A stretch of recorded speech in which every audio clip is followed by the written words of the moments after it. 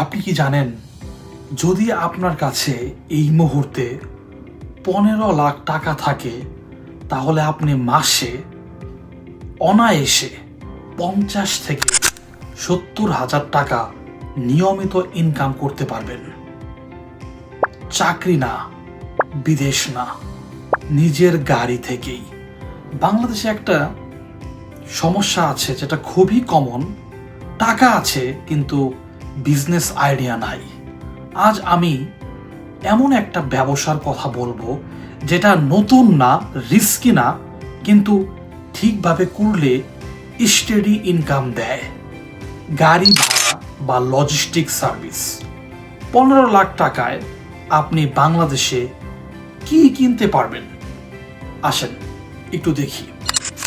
1 থেকে 2টা private car, অথবা একটা মাইক্রোবাস, অথবা পিক আপ ভ্যান। এই গাড়িগুলো শুধু বসিয়ে রাখার জন্য না, এগুলো টাকা বানানোর মেশিন। ইনকামের পথগুলো সম্পর্কে আগে জানতে হবে। অপশন 1, রেন্ট এ কার সার্ভিস। বিয়ে, অফিস, ট্যুর, বিদেশি গেস্ট। বাংলাদেশে গাড়ি ভাড়ার ডিমান্ড কখনো শেষ হয় না। Daily rent, monthly contract, corporate client. আমি মিথ্যা বলবো না, ঝুঁকি কিছুটা আছে। কিরকম? রং ড্রাইভার, পুর maintenance, idol time, accident risk. কিন্তু এগুলো ম্যানেজ করা যায় যদি আপনি বিজনেস মাইন্ডসেট নিয়ে মাঠে নামেন। কাদের জন্য এই ব্যবসা?